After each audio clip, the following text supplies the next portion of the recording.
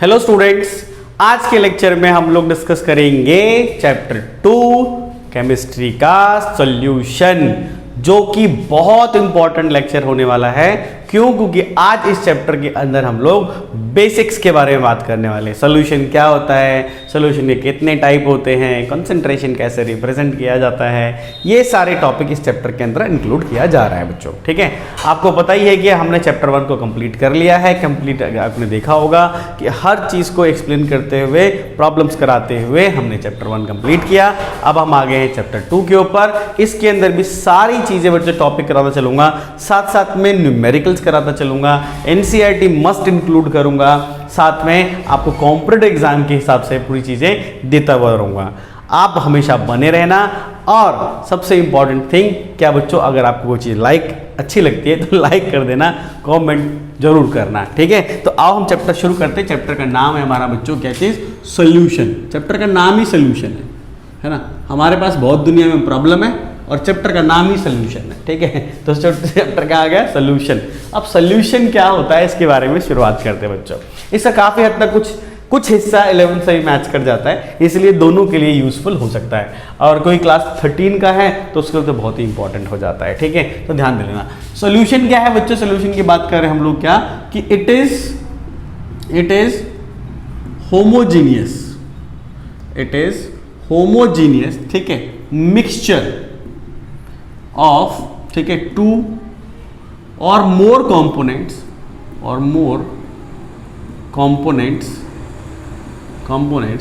in which their composition may, ठीक है ना, varies up to certain limit। ठीक है, ये क्या है बच्चों, दो या दो से ज़्यादा चीज़ों का क्या है, एक प्रकार का कॉम्पोजिशन है, एक मिक्सचर है जिसमें कि इसकी कॉम्पोजिशन वेरी कर सकती है। कोई फिक्स कॉम्पोजिशन नहीं, कोई भी 30%, 20%, 40%, 60%, कितना भी कॉम्पोजिशन हो सकता है। ठीक है, पर याद रहे कि अगर मैं होमोजीनियस कह रहा हूं कि एक होमोजीनियस मिक्सचर होना चाहिए, 2 or more components in which their composition may varies up to certain limit। कि लिमिट तक ये क्या कर सकते हैं बच्चों, वेरी कर सकते हैं, इनकी कॉम्पोजिशन वेरी कर सकती है। बट याद रहे एक बात की, क्या होने चाहिए, ये होने चाहिए बच्चों नॉन रिएक्टिंग सब्सटेंसेस। ठीक है, ये साथ साथ एक बात और भी इंपॉर्टेंट है कि जो कंपोनेंट्स होंगे आपके, वो कंपोनेंट्स क्या होने चाहिए बच्चों, क्या कभी भी रिएक्शन नहीं करनी चाहिए, वो नॉन रिएक्टिंग कंपोनेंट्स होने चाहिए। यानी जिनको आपस में मिक्स कर रहे हो, वो मिक्स करने वाली चीजें आपस में रिएक्ट नहीं करनी चाहिए। और रिएक्ट करेंगी तो फिर सोल्यूशन नहीं बनेगा, वो केमिकल रिएक्शन प्रोसीड हो जाएगी, उसकी अलग से स्टडी हो जाएगी। ठीक है, तो सोल्यूशन में क्या है कि एक होमोजीनियस मिक्सचर है, लेकिन किनका है बच्चों, ये याद रहे नॉन रिएक्टिंग सब्सटेंसेस का। जो कंपोनेंट्स मिल रहे होंगे उनके बीच में कोई रिएक्शन नहीं होना चाहिए। ठीक है, तो उसको हम लोग क्या कहते हैं बच्चों, सोल्यूशन कहते हैं, सोल्यूशन। ठीक है, तो सोल्यूशन में कोई ऐसे भी डिफाइन कर सकता है, क्या कर सकता है कि बच्चों इट इज होमोजीनियस। ठीक है ना, एक तरीके से और डिफाइन कर सकते हो। सर कैसे कर सकते हैं, जरा देखो बच्चों, होमोजीनियस मिक्सचर ऑफ, ठीक है, नॉन रिएक्टिंग कंपोनेंट्स। ठीक है ना, components in non reacting components या non reacting 2 or more components, 2 or more components in which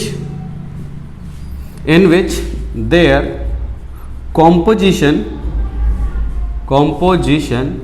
may varies up to certain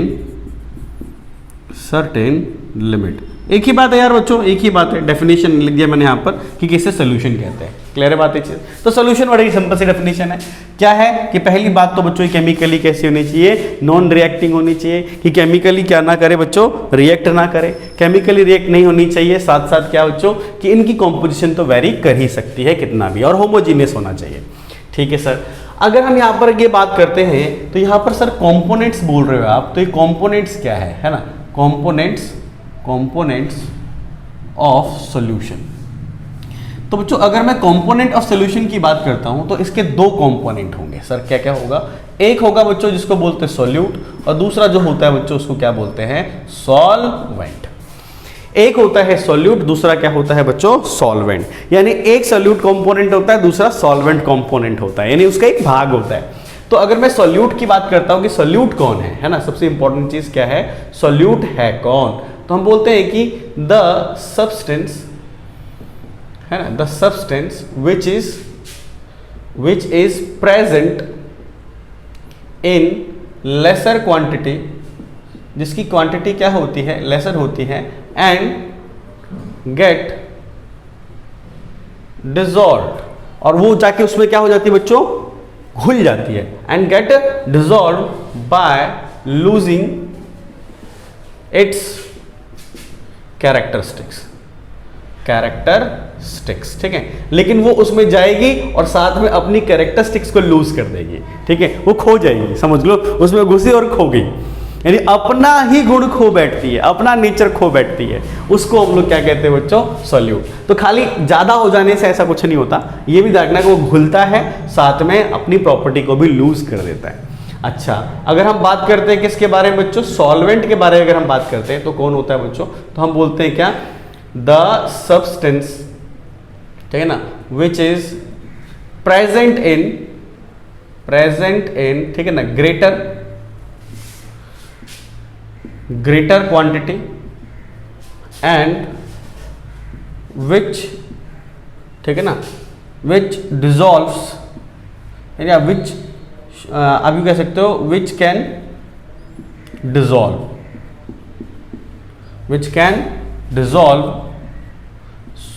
another component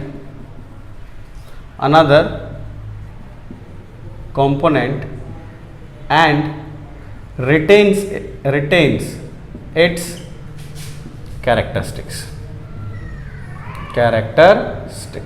जैसे कि क्या है कि ये क्या है, वो सब्सटेंस है जो ज्यादा क्वांटिटी में होगी, साथ में जो डिसॉल्व कर सकती हो, जो अपने में डिसॉल्व करवा ले, जो डिसोल्यूशन करे, और साथ में क्या बच्चों कि जो अपनी नेचर को, अपने जो वो कंपोनेंट जो अपनी कैरेक्टरिस्टिक्स को रिटेन करके रखती है, उसको सॉल्वेंट कहते हैं। यानी वो अपना नेचर खोती नहीं है। जैसे कि एक बढ़िया से एग्जांपल के जरिए आपको मैं समझा देता हूं मैं क्या कहना चाहता हूं, ठीक है। जैसे कि क्या, जैसे बच्चों अगर हम लोग क्या करते हैं, यहां पर एग्जाम्पल की बात कर लेते हैं, एग्जाम्पल की कैसे, तो जैसे कि मैंने लिया NaCl लिया, प्लस में क्या ले लिया बच्चों, वाटर ले लिया। अब NaCl और वाटर का मिक्सचर को आपस में मिला दो भाई, ये ले लिया मैंने यहाँ पर इस तरीके से, तो बच्चों इसमें मिला दिया मैंने NaCl, साथ में क्या मिला दिया, H2O मिला दिया। अब जब इसको मैंने मिलाया होगा तो थोड़ी देर बाद मुझे क्या दिखाई पड़ा होगा कि भाई सोल्यूशन जो है वो बिल्कुल ऐसे ट्रांसपेरेंट हो जाता है ना, एक प्रकार का ये एक तरीके से पूरी तरीके से यूनिफॉर्म सोल्यूशन बन जाता है। कैसा बन जाता है ये बच्चों, यूनिफॉर्म सोल्यूशन। तो अगर आप इस यूनिफॉर्म सोल्यूशन के अंदर देखोगे बच्चों, क्या खास दिख रहा होगा कि जब NaCl शुरुआत में लिया था तो वो कौन सी स्टेट में था, सॉलिड, और H2O कौन सी स्टेट में था बच्चों, तो लिक्विड स्टेट में।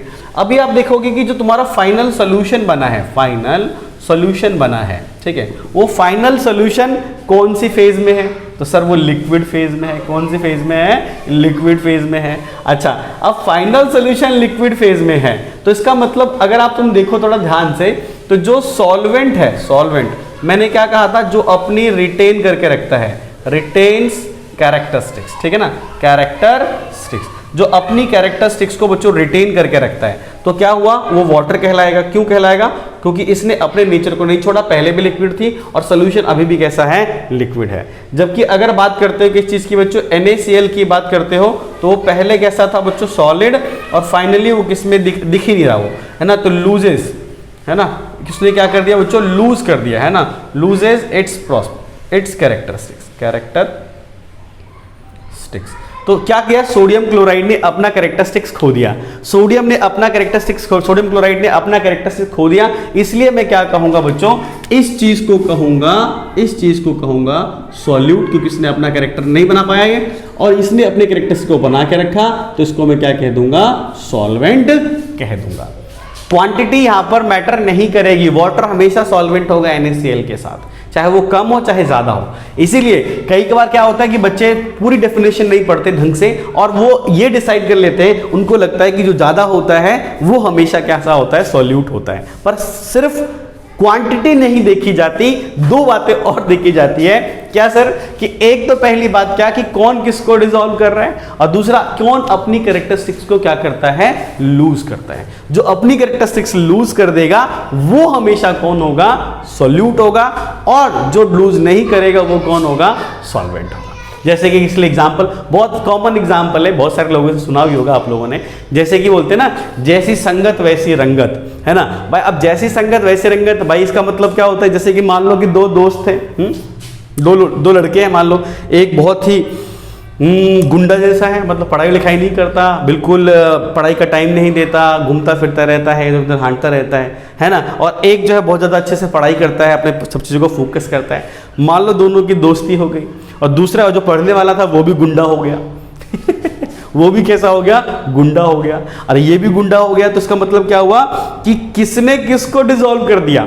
सोचो एक बार ध्यान से। तो भाई ये गुंडा था, ये हीरो था, भाई अच्छा लड़का था भाई, तो क्या हुआ जब दोनों मिले तो दोनों गुंडे हो गए। तो किसने किसको डिसॉल्व कर दिया बताओ जरा? तो गुंडे ने इसको डिसॉल्व कर दिया। गुंडा मतलब भाई कैरेक्टरिस्टिक्स खराब है इसकी भाई, है ना। तो इसने क्या किया, अपने नेचर में इसको रख दिया। तो कौन सॉल्यूट कहलाएगा, कौन सॉल्वेंट कहलाएगा? तो भाई ये सॉल्वेंट कहलाएगा। ये कौन कहलाएगा, सॉल्यूट कहलाएगा। जो खो गया, अपनी प्रॉपर्टी खो दी और उसी में गुम हो गया, जो गुम हो गया वो कौन है, सॉल्यूट। जो अपनी प्रॉपर्टी रिटेन करके रखता है उसको कहते हैं सॉल्वेंट। और ये भी हो सकता था कि भाई वो इसकी संगत में आके शरीफ हो जाए, वो उसकी संगत में आके शरीफ हो जाए। अगर वो इसकी संगत में आके शरीफ हो रहा है तो इसका मतलब क्या हुआ, इसका मतलब ये है कि ये सॉल्वेंट बन जाएगा, वो सॉलिड बन जाएगा। तो इट डिपेंड्स कि कौन किसको डिसॉल्व कर रहा है, कौन किसको डिसॉल्व करता है, इस हिसाब से। तो याद रखना, तो वो बड़े लोग कह के गए हैं कि तुम जैसे होते हो वैसे तुम्हारे दोस्त होते हैं। तो अगर तुम्हारे दोस्त खराब है, तुम्हें लगता है कि तुम बदमाशी करते हैं, तो इसका मतलब वो खराब नहीं है तो वो तुम ही हो। देखिए तुम सॉल्यूट बन गए हो और डिसॉल्व हो गए हो, ठीक है। तो यार ये सिचुएशन है, इसमें आपको समझ में आ रहा होगा। और भी एग्जाम्पल, बढ़िया बढ़िया एग्जाम्पल देने वाला हूं मैं आपको समझाने के लिए। किसमें क्लैरिटी लाऊंगा मैं आपको, सॉल्यूट और सॉल्वेंट में, ठीक है ना। सबसे पहली बात तो बच्चों का दिक्कत यही रह जाता है कि सॉल्यूट सॉल्वेंट में दिक्कत आने लगती है। तो मैं सॉल्यूट और सॉल्वेंट के बारे में आपको पूरी डिटेल में बताने वाला हूं, ढंग से बताने वाला हूं। क्योंकि बेसिक लेक्चर जब होता है ना बच्चों, शुरुआत से अगर हम कोई चीज छोड़ देते हैं और ग्रिप नहीं लगाते तो क्या होगा कि धीरे धीरे वो हमारा बैकलॉग बनता है, कमजोर पोर्शन बन जाता है। इसलिए आप ध्यान से सुनना, लिखना और जानना, ठीक है। क्या है समझो आप। कुछ सम एग्जाम्पल्स देता हूं, जो सम एग्जाम्पल्स, ठीक है। अब उस एग्जाम्पल्स के अंदर हम दोनों मिलके क्या करेंगे, हम पहचानेंगे कि कौन है सॉल्यूट और कौन है सॉल्वेंट, ठीक है। चलो आओ देखो। सबसे पहली चीज मैंने कहा कि मेरे पास एक NaCl है, जी सर। उसके बाद मेरे पास क्या है, H2O है, जी सर। अब मैंने कहा ये 15 ग्राम है, ठीक है, और ये मैंने कहा 20 ग्राम है। तो बताओ कौन है सॉल्यूट, कौन है सॉल्वेंट? बताओ कौन है सॉल्यूट, कौन है सॉल्वेंट? बताओ सर। ये हो गया आपका, ये जो NaCl है सर वो आपका सॉल्यूट हो गया, ठीक है। ये कौन हो गया सर, तो ये हमारा सॉल्वेंट हो गया। कौन हो गया, सॉल्वेंट। सर कैसे कह दिया आपने? तो सर ये इसलिए कह दिया कि इसकी क्वांटिटी क्या है, ज़्यादा है, इसकी क्वांटिटी क्या है, तो कम है। तो आपने कहा कि ये सॉल्यूट है और ये क्या है, सॉल्वेंट। वेरी गुड, अच्छा लगा सर, बिल्कुल बढ़िया सर। अब मैंने कहा NaCl ले लिया, ठीक है, सॉलिड है ये हमारे पास। ये H2O ले लिया, वो लिक्विड है। इसको मैंने कर दिया 10 ग्राम, ठीक है, 10 ग्राम, और इसको कर दिया मैंने 5 ग्राम। बोलो कौन है सॉल्यूट, कौन है सॉल्वेंट? अगर तुमने ये बोला कि ये सॉल्वेंट है और ये सॉल्यूट है तो गलत बोल गए बच्चों, तो गलत बोल गए। अभी भी ये क्या रहेगा, सॉल्यूट रहेगा, और ये कौन रहेगा, तो सॉल्वेंट रहेगा। सर ये कैसी बातें कर रहे हो आप, कैसी बातें कर रहे हो? ये ज्यादा था तब भी सॉल्वेंट है, ये कम है तब भी सॉल्वेंट है। हाँ भाई हाँ, अभी थोड़ी देर पहले कहा था, सिर्फ क्वांटिटी डिसाइड नहीं करती, क्वांटिटी के अलावा हमको ये भी देखना पड़ेगा कि फाइनली कौन किसको डिसॉल्व कर रहा है, और कौन अपनी प्रॉपर्टी, अपनी कैरेक्टरिस्टिक्स को लूज करता है और कौन रिटेन करता है। तो तुम सोचो, अगर मैं NaCl का कितना भी, थोड़ा भी अमाउंट इसके अंदर डिसॉल्व करता हूं या कुछ भी अमाउंट इसमें डिसॉल्व करता हूं, तो ये अपनी कैरेक्टरिस्टिक्स खो देगा इसके अंदर जाकर। इसीलिए ये क्या रहेगा, कम भी रहेगा तब भी क्या रहेगा, ये सॉल्वेंट रहेगा, और ये ज्यादा होने के बाद भी कैसा रहेगा, सॉल्यूट रहेगा। क्यों? क्योंकि ये इसकी कैरेक्टरिस्टिक्स को अपने में डिसॉल्व कर देता है, उसकी प्रॉपर्टी खत्म कर देता है और अपनी प्रॉपर्टी रहने देता है। बात समझ में आ रही कि नहीं आ रही? जैसे कि क्या होता है, एक बात बताता हूँ आपको, जैसे कि हम बोलते हैं ना कि अरे तुमने सुना होगा कि क्या होता है, लहसुन प्याज जो होता है कई लोग खाने में नहीं खाते हैं, है ना। लहसुन प्याज खाने का मतलब नहीं होता है, कई सारे लॉजिकल है, स्पिरिचुअल रीजन है, साइंटिफिक रीजन है, और भी कई सारे रीजन है। और एक रीजन ये भी है कि अगर लहसुन और प्याज को तुम खाने में डाल देते हो ना, खाने में डाल देते हो, तो वो क्या करता है, उनकी स्मेल इतनी तेज होती है कि बाकी की स्मेल बंद कर देता है, वो अपनी स्मेल रखता है। समझ रहे मेरी बात ये? तो क्या करता है, वो सबकी कैरेक्टरिस्टिक्स को दबा देता है, अपनी कैरेक्टरिस्टिक्स को रखता है, तो वो सॉल्वेंट कहलाएगा। समझ रहे हो ना? वैसे ही क्या कर रहा है कि ये अपनी कैरेक्टरिस्टिक्स चाहे कम है तब भी इसकी कैरेक्टरिस्टिक्स बनी रहेगी, ये अपनी कैरेक्टरिस्टिक्स को लूज कर देगा, तो इसको हम लोग कहेंगे क्या, सॉल्वेंट। कैसा एग्जाम्पल दिया है सर? कोई बात नहीं, ध्यान से समझने की कोशिश करोगे, ऐसे एग्जाम्पल आते रहेंगे, मैं आपको समझाता रहूंगा, बस आप बताते रहना आपको आ रहा है कि नहीं आ रहा है। ठीक है, कमेंट बॉक्स में अपना रिप्लाई, अपना पॉइंट ऑफ व्यू, हर चीज़ आप हमसे शेयर कर सकते हो, जिसके जरिए हम लोगों को मालूम चलेगा कि आपको कैसा लग रहा है। ठीक है बच्चों, अरे यार आपसे ही है बच्चों, है ना। अब आओ यहाँ पर, तो क्या है बच्चों, ये सॉल्यूट और ये क्या है, हो गया हमारा सॉल्वेंट। अभी तुम्हें समझ में आया? जी सर, बढ़िया है। अगर मैं ये कहता हूँ आपसे, सपोज करो कि बच्चों की ये तो जैसे सॉल्यूट था, ये हमारे पास कौन था, ये सॉल्यूट था, ये सॉल्वेंट था, ये सॉलिड था, ये लिक्विड था, दोनों मिलकर ऐसे बन जा रहे थे। अगर मैं कहता हूँ कि मान लो कि मेरे पास एक जगह पे इथेनॉल है, कौन है सर, ये इथेनॉल है, और प्लस में क्या है बच्चों, वाटर है, यानी H2O है, यानी वाटर लिख देते हैं यार, वाटर है ना, ये है। मैंने कहा कि भाई ये है 80% कॉम्पोजिशन में, 80%, और ये 20% कॉम्पोजिशन में है। ये कितने परसेंट है, 20% कॉम्पोजिशन में है। तो क्या कहते हो, दोनों में कौन सॉल्यूट होगा और कौन सॉल्वेंट होगा, बताओ जरा, क्या कहते हो? तो सर ये वाला जो होगा, ये वाला, सर ये वाला जो होगा वो सॉल्वेंट होगा, सर ये वाला जो होगा वो कौन होगा, वो सॉल्यूट होगा। ठीक है, यहां पर क्या हो गया है बच्चों कि सबको पता है ये भी लिक्विड स्टेट में, ये भी कौन सी स्टेट में है, लिक्विड स्टेट में होता है। ठीक है, तो अगर ये 80% है, ये कम पड़ गया 20% है, तो ये सॉल्वेंट कहलाएगा, और ये क्या कहलाएगा, सॉल्यूट कहलाएगा। ऐसा कुछ नहीं है कि वाटर कभी क्या नहीं बन सकता, सॉल्यूट नहीं बन सकता, बन सकता है समटाइम्स, जब कॉम्पोजिशन काफी ज्यादा होती है दूसरे वालों की, तब बन सकता है। ठीक है, बट सॉलिड केस में क्यों, क्योंकि दोनों लिक्विड स्टेट में ये अपनी प्रॉपर्टी को करेक्टराइज करके रखे रहता है। ठीक है, इसमें सॉलिड स्टेट में था, ये खो जाता है, एक ही फेज में आ जाता है, तो ये बात का ध्यान रखना है। ठीक है, अगला देखो जरा, अगर मैं कहता हूं आपसे कि मान लो, एग्जाम्पल देता हूं, मान लो कि मुझे इनके अंदर पता लगाना हो कि कौन सॉल्यूट कौन सॉल्वेंट में, एक ये चीज है,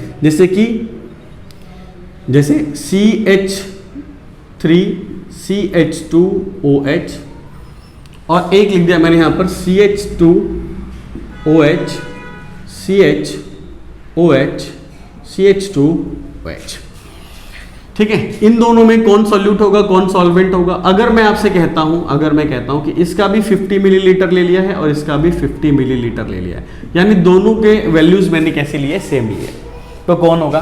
तो मैं बताता हूं बच्चों, ध्यान देने के बाद जरा। अरे यार ये तो कैप गिर गई भाई, एक मिनट जरा बच्चों, ये कैप उठा लो यार। हाँ, अब यहाँ पर क्या है बच्चों, इस जगह पे आ जाओ, तो इसको हम लोग क्या बोलते हैं, ये वाला जो हिस्सा है इसको हम लोग बोलेंगे सॉल्वेंट, इसको क्या बोलेंगे बच्चों, सॉल्यूट। सर कैसे बोला आपने, किस बिहाफ पे बोला? तो इसमें देखो कि ये 1 2 3 और ये 1, ये 3 जगह से H बॉन्डिंग बना सकता है, ये केवल एक ही जगह से H बॉन्डिंग बना सकता है। इसीलिए ये वाला जो हिस्सा होगा, ये वाला क्या होगा, इट हैज मोर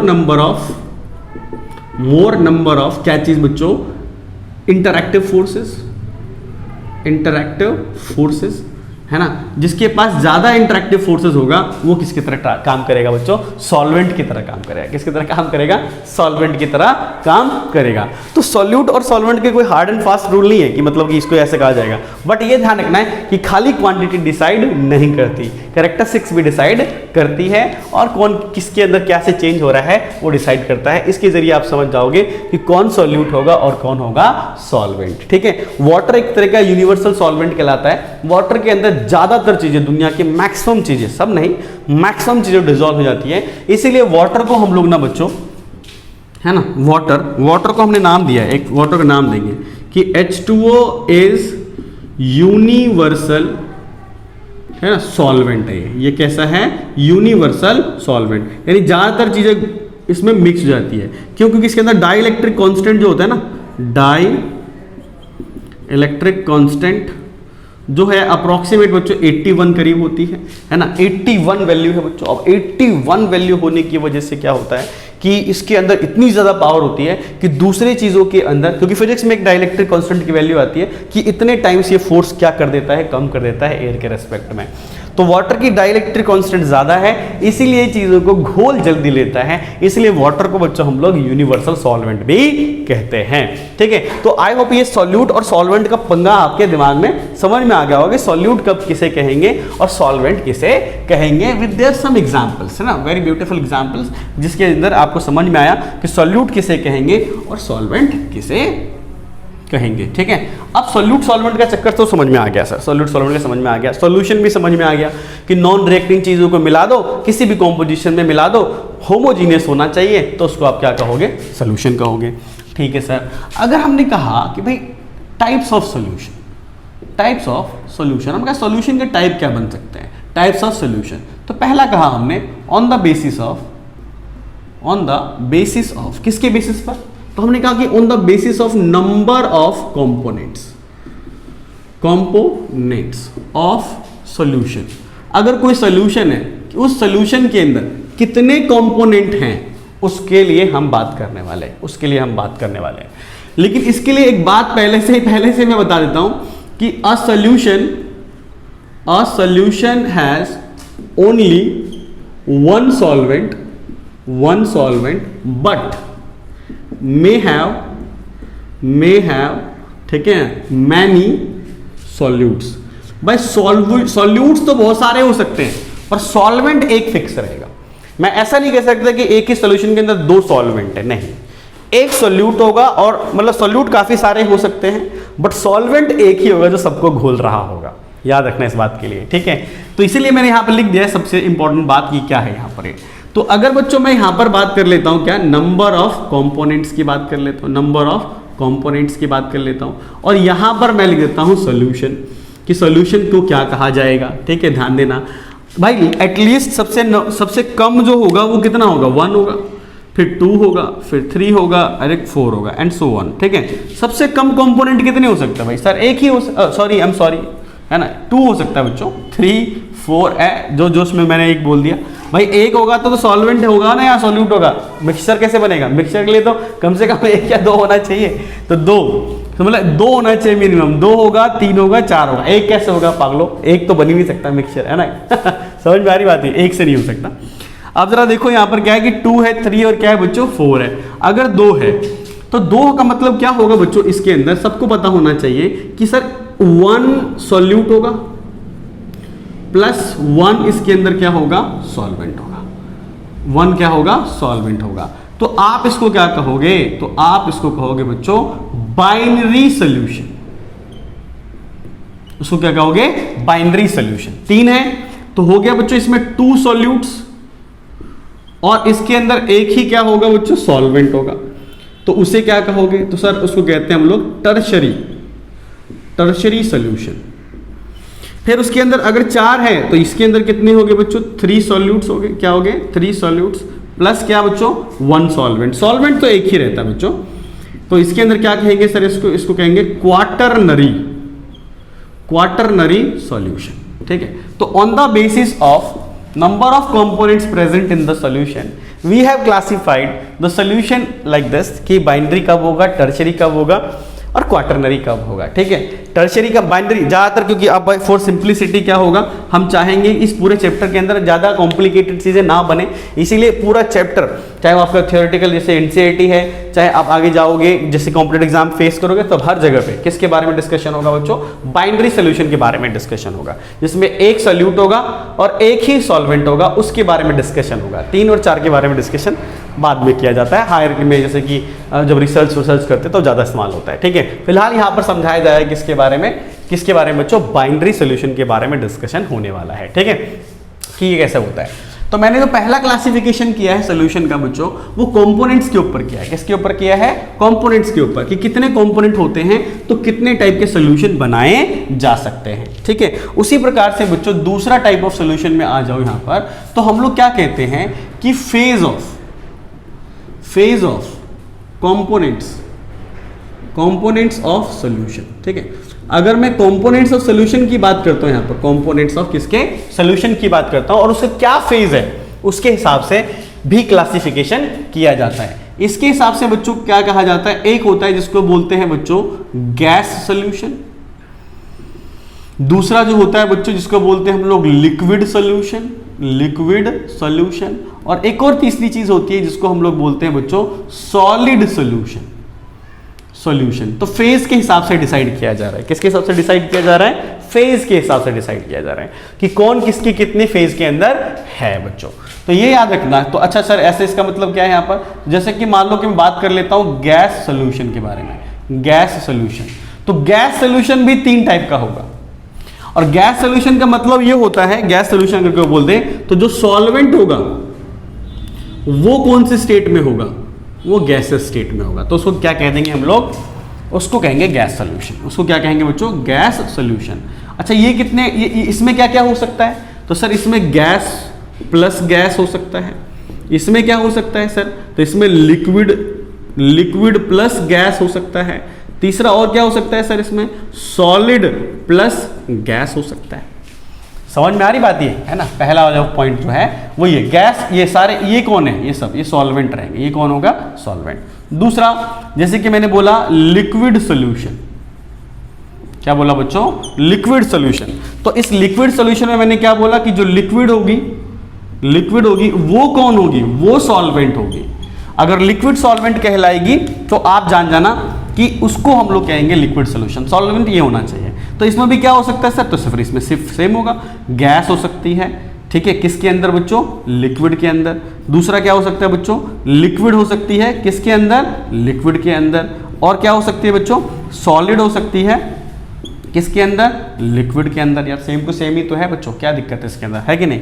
इसी के हिसाब से अगर आप कहोगे, इसी के हिसाब से अगर आप कहोगे तो सर तीसरा भी बता दो यार, सर सॉलिड सॉल्यूशन किसे कहेंगे। तो सॉलिड सॉल्यूशन किसे कहेंगे बच्चों, बता दो यार, है ना। तो हम कहेंगे सर जिसमें कि आपका सॉलिड जो होगा वो सॉल्वेंट होगा, सॉलिड जो होगा वो क्या होगा, सॉल्वेंट होगा। क्या ये भी 3 टाइप के होंगे, हाँ जी बिल्कुल होंगे।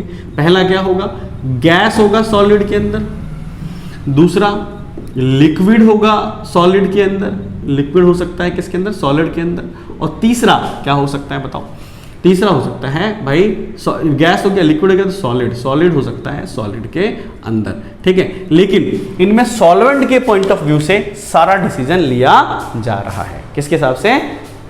तो मेरा जो मार्कर है वो कह रहा है कि थोड़ा सा यार मेरा गला सूख रहा है, इसके गले के अंदर थोड़ा सा हम इंक डाल देते हैं, ठीक है।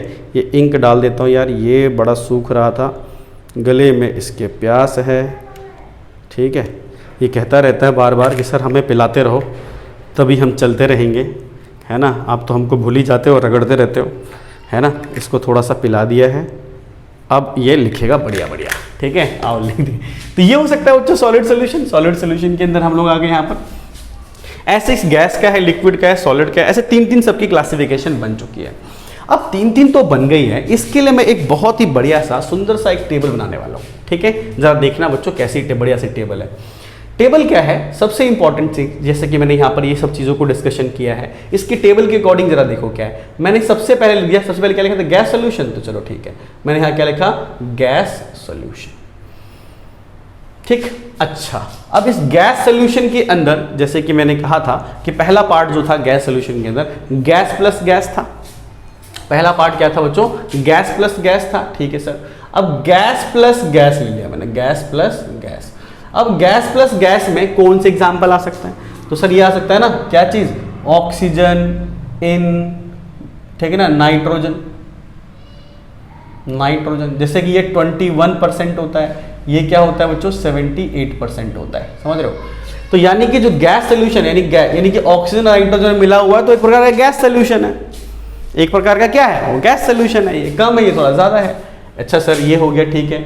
गैस में और क्या हो सकता है बच्चों बताओ, लिक्विड हो सकता है, लिक्विड प्लस क्या हो सकती है, गैस हो सकती है। तो ये बताओ लिक्विड प्लस गैस में क्या हो सकता है कि लिक्विड हो, जिसमें क्या हो कि गैस ज्यादा हो, गैस बहुत ज्यादा हो, और लिक्विड थोड़ी थोड़ी इसमें सस्पेंडेड हो। तो ह्यूमिडिटी है, नमी, क्या है आता है बच्चों, humidity, humidity in air. Air में जो वाटर वेपर्स होता है ना, पानी, हवा में जो वाटर वेपर फैला हुआ होता है, वो एग्जाम्पल है इस चीज का। हाँ सर। अच्छा तीसरा क्या होगा बच्चों बताओ, सॉलिड है। सॉलिड है किसके अंदर बच्चों, गैस के अंदर। क्या हो सकता है, तो सर स्मोक वगैरह होता है, धुआं नहीं होता, धुआं है, या फिर डस्ट स्ट्रॉम हो सकता है, डस्ट स्ट्रॉम, धूल आंधी, गैस में धूल के आते मिट्टी मिट्टी उड़ रही होती है, वो एग्जाम्पल है इसका। हाँ सर बढ़िया है, गैस सोल्यूशन के एग्जाम्पल हो सकते हैं। फिर अगर हम दूसरा पॉइंट आ जाते हैं किसके लिए बच्चों, लिक्विड सोल्यूशन के लिए बात कर लेते हैं, लिक्विड सोल्यूशन। तो इस लिक्विड सोल्यूशन में क्या हो सकता है, तो जैसे मैंने कहा था ना, गैस होगा, फिर क्या होगा, लिक्विड होगा, फिर क्या होगा, सॉलिड होगा। इन सब के अंदर सॉल्वेंट हमको किसको लेना है बच्चों, लिक्विड को लेना है, ठीक है ना, लिक्विड को लेना है, तो लिक्विड सोल्यूशन बन जाएगा। तो बताओ क्या हो सकता है एग्जाम्पल, जहां गैस हो, गैस मिलाई गई हो लिक्विड के अंदर, तो कोल्ड ड्रिंक होता है कोल्ड ड्रिंक है ना, कार्बोनेटेड वाटर जो सोडा वाटर होता है, कार्बोनेटेड वाटर जो सोडा वाटर वगैरह होता है, वो इसी एग्जाम्पल आता है। लिक्विड में लिक्विड मिला हुआ हो, कोई ऐसी चीज हो जिसमें लिक्विड के अंदर ही लिक्विड मिला हुआ होता है, ठीक है, वो क्या हो सकता है बच्चों, तो वो तो कई सारी चीजें हो सकती है, जैसे कि एथेनॉल इन वाटर, जो शाम को बैठ के हम लोग नहीं पागल हो क्या, कोई जो शाम को लोग करते हैं ना इथेनॉल इन वाटर, और बहुत सारे एग्जाम्पल हो सकते हैं, और बहुत सारे क्या हो सकते हैं एग्जाम्पल हो सकते हैं। एथेनॉल इन वाटर है, लिक्विड का मिल्क भी आ जाता है इसके अंदर, मिल्क वगैरह इमल्शन होता है एक प्रकार का। सॉलिड को लिक्विड मिला दिया है, सॉलिड लिया है और किसमें मिला दिया, लिक्विड के अंदर मिला दिया। सॉलिड को अगर तुम लिक्विड में मिला दे तो बहुत सारी चीज़ हो सकती है, जैसे कि सॉल्ट हो गया ना, सॉल्ट प्लस वाटर हो गया, जैसे शुगर हो गया, शुगर प्लस वाटर हो गया, है ना, ये सारे एग्जाम्पल जो आ जाते हैं इसके सॉलिड वाले में आ जाते हैं, ठीक है, ये वाला हो गया, ठीक है सर। थर्ड पॉइंट पे आ जाओ, थर्ड वाले पर आ जाओ बच्चों, टेबल बढ़िया से बना दी तुम्हारे लिए ताकि समझ में आ जाए टाइप्स ऑफ सोल्यूशन कैसे बन सकते हैं। फिर आ जाता है बच्चों क्या इसके अंदर, गैस सोल्यूशन में आ जाता है, कौन से सोल्यूशन में आते हैं, गैस सोल्यूशन, और गैस तो हो गया, I am sorry, solid solution, solid solution के अंदर हम लोग आ जाते हैं। सॉलिड सोल्यूशन में फिर वही बच्चों गैस, फिर क्या लिक्विड, फिर क्या सॉलिड, फिर इधर क्या आपको पता ही है सॉलिड है तो यहाँ पे सॉलिड सॉल्वेंट चलेगा, सब में सॉलिड कॉमन रहेगा जिसकी क्वांटिटी क्या होगी ज़्यादा। गैस सॉलिड में मिला तो गैस को सॉलिड मिलाया है, तो हम एक एग्जांपल लेते हैं, हाइड्रोजन गैस इन, ठीक है ना, एक होता है मेटल पैलेडियम। जब आपको एड्जॉर्प्शन वाला टॉपिक बताऊंगा ना, एड्जॉर्प्शन वाला टॉपिक चैप्टर नंबर 6 नहीं बल्कि 5th जो होगा, 5th चैप्टर बताऊंगा तब आपको क्लियर होगा। अभी समझ जाना, हाइड्रोजन गैस पैलेडियम के अंदर एब्जॉर्ब हो जाती है, वो है एग्जांपल। लिक्विड है किसके अंदर, सॉलिड के अंदर। लिक्विड है किसके अंदर, सॉलिड के अंदर। जैसे कि पनीर होता है, पनीर जेली, पनीर होता है, पनीर सर चीज से चीज अगर इसमें एग्जांपल आ जाता है इसमें जो जेली होता है ना, जेल जैसे टाइप के होती है, जेली वगैरह आ जाती है ना, ये सब चीज़ें आ जाती है इसके अंदर।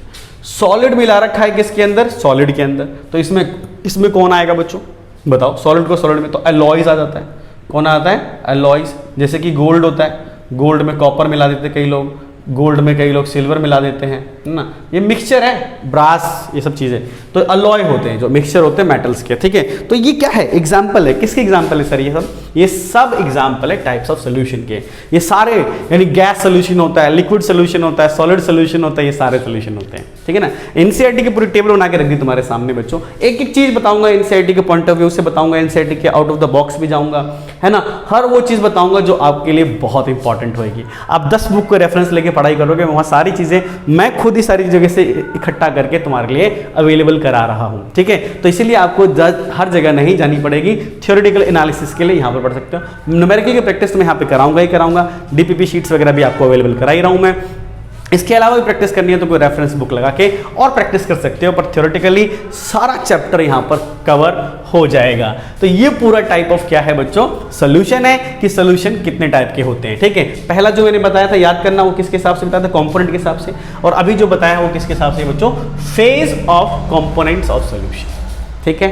अच्छा, तो ये इस तरीके से हमने क्या किया कि क्लासिफिकेशन कर रहे हैं बच्चों हम लोग। पहला जो था आपको तो पता ही है किस हिसाब पे किया, पहला तो हमने कंपोनेंट के हिसाब से किया, दूसरा जो है उसके फेज के हिसाब से किया। एक नोट के लिए आप थोड़ा ध्यान रख सकते हो, क्या चीज़ देखना जरा बच्चों, क्या है कि सॉल्वेंट स्पेसिफिक सॉल्यूशन भी कहलाते हैं। वो क्या है, ऐसे नोट के लिए ध्यान रख लेना, ठीक है। क्या है जरा देखो, अगर हम लोग कहते हैं कि सॉल्वेंट, अगर किसी का सॉल्वेंट जो है वो अल्कोहल है, ठीक है ना, अल्कोहल है, तो उसको कहोगे अल्कोहलिक सॉल्यूशन, अल्कोहलिक सॉल्यूशन, ठीक है। और अगर किसी का सॉल्वेंट ईथर है, ईथर, तो इसको कहोगे क्या? इथरियल सॉल्यूशन। और अगर किसी का सॉल्वेंट अमोनिया है, अमोनिया, तब तुम उसको अमोनिएकल सॉल्यूशन कहोगे। क्या कहोगे? अमोनिएकल सॉल्यूशन। और अगर किसी का सॉल्वेंट वाटर है, वाटर, तो उसको क्या कहोगे? एक्वस सॉल्यूशन कहोगे, एक्वस सॉल्यूशन कहोगे। अदरवाइज नॉन एक्वस हो जाएगा, है ना। और वो स्पेसिफिक था, अदरवाइज क्या होगा, है ना, अदरवाइज। हालांकि ये भी नॉन एक्वस हो जाएंगे, बट अदरवाइज इनके अलावा इनको स्पेसिफिक नाम दे दिया, वरना नॉन एक्वस हो जाएगा, नॉन एक्वस। ठीक है, तो ये इस तरीके से क्या है कि सॉल्वेंट की स्पेसिफिक नेचर होने की वजह से भी कुछ टाइप ऑफ सॉल्यूशन को क्लासिफाई कर दिया जाता है कि उनको क्या कहा जाएगा। ठीक है, तो this is about the classification of the solvent solution.